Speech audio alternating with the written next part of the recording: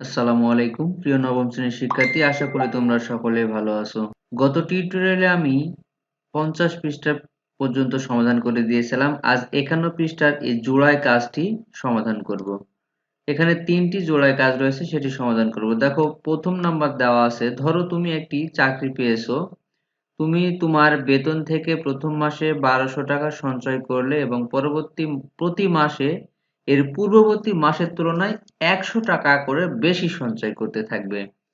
তাহলে ক নম্বরে দেওয়া আছে তুমি 20তম মাসে কত টাকা সঞ্চয় করবে, প্রথম 20 মাসে মোট কত টাকা সঞ্চয় করবে, কত বছরে তুমি মোট 1,06,200 টাকা সঞ্চয় করতে পারবে। 2 নাম্বার, একটি সমান্তর ধারার A8 অর্থাৎ 8তম পদ 60, A12 অর্থাৎ 12তম পদ 48 হলে A⁴40 অর্থাৎ 40তম পদ কত এবং এই 40তম পদের সমষ্টি কত হবে। এস দ্বারা আমরা সমষ্টি বোঝাই, সেটি নির্ণয় করতে হবে। 3 নম্বরে বলা আছে কোন সমান্তর ধারার প্রথম পদ ও শেষ পদ যথাক্রমে 3, মানে প্রথম পদ 3, শেষ পদ -53, যদি ধারাটির সমষ্টি -375 হয় তবে ধারাটির কয়টি পদ ছিল। এই তিনটি সমাধান আজকে আমরা করব।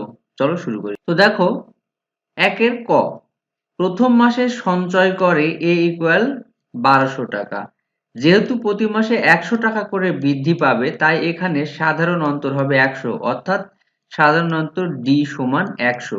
তাহলে আমরা জানি n তম পদের সূত্র হচ্ছে a plus n minus 1 into D. অতএব 20তম পদ, এখানে a এর মান 1200, 20তম পদ n এর মান 20 এবং -1 d এর মান হচ্ছে 100। তাহলে 1200, এখানে 20 থেকে 1 বাদ দিলে 19 আর 100 গুণ করলে হবে 1900। তাহলে 1200 আর 1900 যোগ করলে হবে 3100। ক এর উত্তর হচ্ছে 3100। এখন আমরা খ নাম্বারটা দেখব। এখানেও প্রথম পদ a = 1200, সাধারণত d = 100, মোট মাস সংখ্যা হবে পদের সংখ্যা। পদের সংখ্যা কত, তাহলে n = 20 মাস। ওখানে বলা হয়েছে 20 মাসে মোট কত টাকা সঞ্চয় হবে। তাহলে আমরা সমষ্টির সূত্র জানি, Sn = n/2 * 2a + n-1 * d। তাহলে এখানে আমার S20 লিখেছি যেহেতু 20তম মাস। তাহলে এখানে n এর জায়গায় 20, এরপর 2, আর এখানে a মানে 1200, সেটি লেখা হয়েছে n এর জায়গায় 20 আর d এর মান 100। এখন আমি এখানে যদি কাটি, 10 দুগুণ 20, তাহলে এখানে হবে 10, সেই 10 এখানে বসানো হয়েছে। আর এই 1200 আছে, 12 দুগুণ 24, মানে 2400, যোগ এখানে 20 থেকে 1 বাদ দিলে 19 আর 100 গুণ করলে 1900। 2400 আর 1900 যোগ করলে হয় 4300, এর সাথে 10 গুণ করলে হবে 43,000। এটি হচ্ছে খ এর অ্যান্সার। এখন আমরা গ নাম্বারটা দেখব। দেখো, গতেও প্রথম পদ a = 1200 ঠিকই থাকবে, সাধারণত d = 100 এটাও ঠিক থাকবে। মনে করি n সংখ্যক মাসে আমি 1,06,200 টাকা সঞ্চয় করতে পারবো। এটা কোন মাসে সেটা বলা হয়েছে কততম মাসে। তাহলে এখানে Sn = কত, S20 20তম মাস ধরা হয়েছে, 1 লক্ষ কত, 1,06,200। তাহলে n/2 * 2a plus n-1 * d, এটি হচ্ছে আমার সমষ্টির সূত্র। আর এই সমষ্টি n তম পদের মান হবে কত, 1,06,020।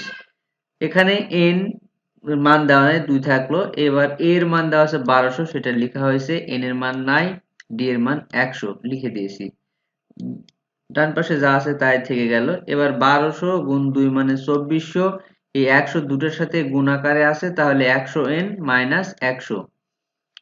এখন এইখানে 2400 আর এখানে -100 বাদ দিলে থাকে 2300, আর 100n এখানে থাকলো, বাকি সবকিছু ঠিক আছে। এরপর দেখো, এখানে লেখা আছে 1150, অর্থাৎ এই 2 দ্বারা প্রত্যেকটাকে যদি আমরা ভাগ করি, এটা কিন্তু উপর দিকে এই উপরেরটার সাথে আছে, তাহলে 2 দ্বারা ভাগ করলে হবে 1150, এই n টা গুণ হয়ে গেল 150n, 2 দ্বারা 100 কে কাটলে হবে 50, আর এই n আর এই n গুণ করলে হবে n²। ডান পাশে যা আছে তাই। এরপর আসো দেখো, এখানে এই দুটোর মধ্যে 50 কমন নিছে, 1150n এবং 50n² এর মধ্যে 50 কমন নিলে ডান পাশে n² টা আগে লিখেছি এবং ডান পাশে থাকে প্লাস 23n ইকুয়াল ডানে যা আছে তাই সমান সমান ডান পাশে যা আছে তাই হবে। এরপর এই 50টা যদি ডান পাশে পার করে দিই তাহলে এটা ভাগ হবে, অর্থাৎ এই 1,06,200 ভাগ 50, এটাকে আমরা যদি কাটাকাটি করি, এই যে শূন্য শূন্য কেটে দেব, এরপর 5 দিয়ে কাটলে হবে আমার 2124। এখন এই 2124 সমান সমানের ডান পাশ আছে, এটা যদি বাম পাশে নিয়ে এবারে প্লাস আছে এখানে মাইনাস হয়ে যাবে, সমান সমান 0। এখন আমরা করবো এটা উৎপাদকের বিশ্লেষণ, তোমরা এর আগে করেছো। এবার উৎপাদকের বিশ্লেষণ করার জন্য আমার 2124 কে এমন ভাবে ভাঙাতে হবে যাতে যোগ বিয়োগ করে মাঝখানে 23 হয়। তাহলে 59 গুণ 36 করলে হবে আমার 2124, আর মাঝখানে এই 59 থেকে 36 বাদ দিলে থাকবে 23। তাহলে এই দুটোর মধ্যে কমন আছে n, নিয়েছি, বাম পাশে একটা n থাকলো, 59 থাকলো। এই দুটোর মধ্যে কমন আছে 36 মাইনাস 36, তাহলে এখানে n থাকলো, মাইনাস মাইনাসে প্লাস 59, হয় n প্লাস 59 ইন্টু এই দুটোর মধ্যে আবার কমন আছে n প্লাস 59, আর বামে থাকে n মাইনাস 36, হয় এইটার সমান 0 অথবা এটার সমান 0। তাহলে n প্লাস 59 সমান 0, যেখানে n ইকুয়াল 59, এটি গ্রহণযোগ্য নয় কারণ এটি n এর মান ঋণাত্মক হবে না, অথবা n মাইনাস 36 ইকুয়াল 0, তাহলে n ইকুয়াল, এটি হচ্ছে গ্রহণযোগ্য মান। অতএব 36 মাসে আমি 1,06,200 টাকা সঞ্চয় করতে পারবো। এবার গ শেষ হয়ে গেল। এখন আমরা 2 নম্বর প্রশ্নের সমাধান করব। দেখো 2 নম্বরের মনে করি প্রথম পদ a, সাধারণ অন্তর d, দেওয়া আছে 8তম পদ 60, তাহলে a প্লাস 8 মাইনাস 1, এটা আমার সূত্র n মাইনাস 1 ইন্টু d, তাহলে n এর জায়গায় 8 বসানো হয়েছে, তাহলে a প্লাস 7d ইকুয়াল 60, এটা 1 নম্বর সমীকরণ। আবার 12তম পদ দেওয়া আছে 48, তাহলে n এর জায়গায় 12 বসাইছি, তাহলে a plus n 11d equal 48, এটা 2 নম্বর সমীকরণ।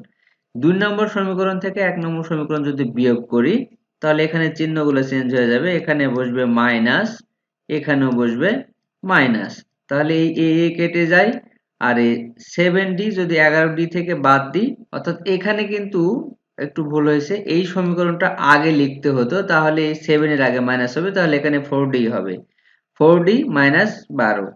তাহলে এখানে বাম পাশে d থাকলে ডান পাশে মাইনাস 12 থাকবে উপরে, আর নিচে থাকবে 4, তাহলে কাটাকাটি করলে আসবে 3, মাইনাস 3, d এর মান হচ্ছে মাইনাস 3। তাহলে d এর মান 1 নম্বর সমীকরণে বসালে, দেখো এখানে 1 নম্বর সমীকরণ ছিল a প্লাস 7d, d এর মান এখানে বসানো হলো 3 সাথে 21, তাহলে প্লাসে মাইনাসে মাইনাস 21।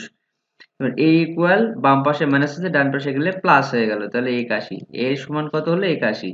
তাহলে a টু দি পাওয়ার 14, আমার 40তম পদের মান বের করতে বলা হয়েছে।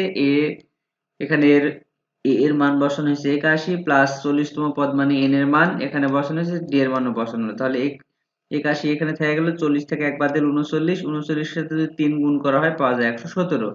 81 থেকে 117 বাদ, অর্থাৎ বড় সংখ্যার আগে মাইনাস আছে, তাহলে মাইনাস মাইনাস 36, 40তম পদের মান হচ্ছে মাইনাস 36।